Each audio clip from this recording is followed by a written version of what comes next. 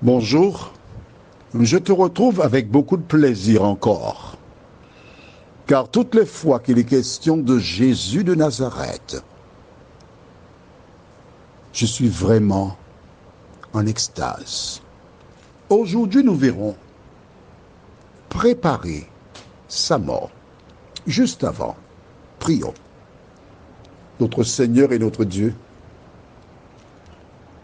nous sommes heureux de revenir vers toi afin de puiser à nouveau dans la parole la vérité.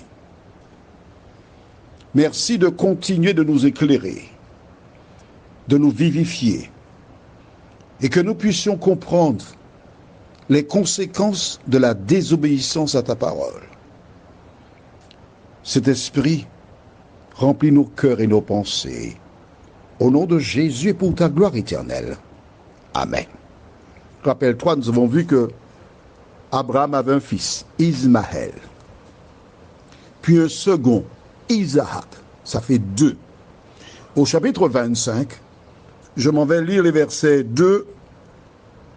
Donc, nous avons déjà 2 fils, Ismaël et Isaac. Verset 2 déclare, elle lui enfanta, alors cette femme c'est Ketura, elle lui enfanta Zimran, ça fait donc 3. Jokshan, ça fait 4. Médan, ça fait 5. Madian, ça fait 6. Jishbak, 7. Et Choua, ça fait 8. Et nous avons vu, rappelle-toi, hier on a vu ça, que Madian fut un opposant à Israël. Il a fait Israël passer sous une table.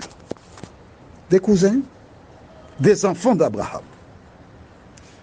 Nous lisons aujourd'hui, au même chapitre 25, mais les versets 5 à 11. Abraham donna tous ses biens à Isaac. Ici, imagine que ton papa chéri, il a des biens. Il donne tous ses biens à l'enfant de la dame avec qui il est marié. Comment vivras-tu cela? Allons, parlons sérieusement. Tu prendras ça? Ce sera un affront. Ce sera une injustice. Mais je suis son enfant. Il a donné tous ses biens à Isaac. Et puis quoi? Verset 6. Il fit des dons aux fils de ses concubines. Et, tandis qu'il vivait encore, il les envoya loin de son fils Isaac, du côté de l'Orient, dans le pays d'Orient. Voici les jours des années de la vie d'Abraham. Il vécut 175 ans. Abraham expira et mourut après une heureuse vieillesse, âgé et rassasié de jours, et il fut recueilli auprès de son peuple. Isaac et Ismaël, ses fils, l'enterrèrent dans la caverne de Macpéla, dans le champ d'Éphron, fils de Sokhar, le Hétien vis-à-vis de Mamré. C'est le champ qu'Abraham avait acquis des fils de Heth. Là furent enterrés Abraham et Sarah, sa femme. Après la mort d'Abraham, Dieu bénit Isaac, son fils. Il habitait près du puits de Lachai-Roy. Ok? Donc nous voyons, sur les 8 fils, il a exilé 6. Puisque Ismaël et Isaac ont enterré Abraham dans la caverne de Macpéla. Caverne qu'il a achetée. Donc tu peux prendre une carte et tu cherches tous ces noms-là. Mais ces noms sont importants pour les Israélites comme les Arabes. Puisque le papa des 7 autres, c'est Abraham. c'est le papa d'Isaac aussi, mais c'est aussi leur papa. Est-ce que tu comprends ça? Essaie de te mettre, si tu es un enfant au mariage, tu peux comprendre cela facilement. Mais voici la difficulté qu'ont ces enfants. Imagine, si je suis ton papa. Bon, je profite pour dire, je n'ai pas des enfants dehors. Hein. Je n'ai que 3 filles. Bon, si d'autres personnes déclarent être mon enfant, c'est par la foi, non par les œuvres. Je prends tous mes biens, je donne à mes 3 filles. Et toi qui es un enfant, je me répète, je n'ai pas d'enfant dehors. Je te donne que des petits cadeaux, quoi. La pelure. Comment vivrais-tu cela? Tu répéterais à tes enfants, oui, mon père était méchant, il a donné tous ses biens à l'enfant qu'il avait avec la femme, il était marié, il ne m'a rien donné. Et tout cela a été utilisé pour faire monter la haine contre Isaac. Mais oui, mais les autres, que dirent-ils? Mais oui, mais si tu es juste, tu devrais dire à papa de nous donner aussi dans le bien. Tu as tout pris pour toi, tu as tout gardé. C'est une injustice. Ils ont raison de penser ainsi. Ils ont raison. C'est leur papa. Sauf que la terre a été donnée par Dieu à Abraham et à sa postérité. Vois-tu, le péché est entré dans cette affaire. Et là, nous supportons les conséquences.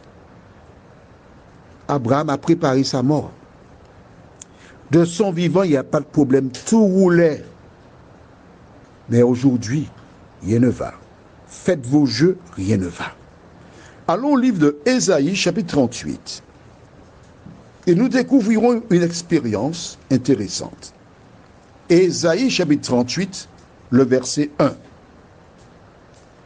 En ce temps-là, Ézéchias fut malade à la mort.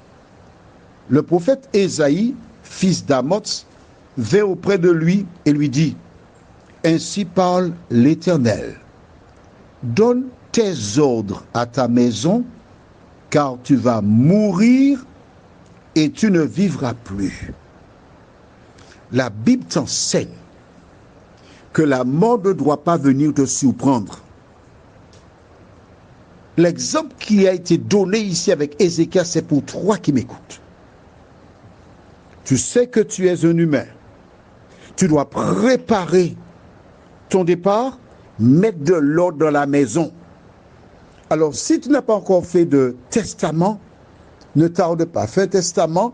Avant de le faire, tu réunis tes enfants, mes enfants. Voilà, je vais mourir. Il n'y a qu'une seule maison. Cette maison-là, vous êtes 5 héritiers. Que proposez-vous?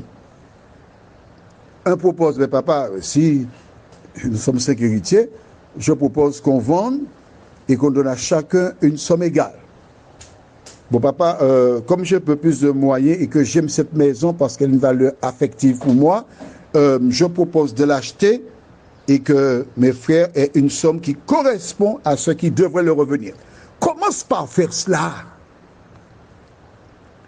Mets de l'ordre dans tes affaires. De telle sorte que lorsque la mort frappera à la porte de ton corps, tu sais que tu laisses des enfants qui s'entendent, qui se comprennent, qui ne vont pas se déchirer devant le notaire, ni voir ce bien dépérir. Combien de maisons que l'on voit abandonnées, avec des arbres qui poussent dans la maison, qui s'abîment, le fruit de ton labeur, de tes sacrifices, mais tu n'as pas mis de l'ordre. Et tout ce que tu as économisé s'abîme, puis ensuite la mairie met un petit panneau sur la maison, abandon manifeste, on écrase la maison. C'est ce que tu veux? Alors pourquoi tu as travaillé?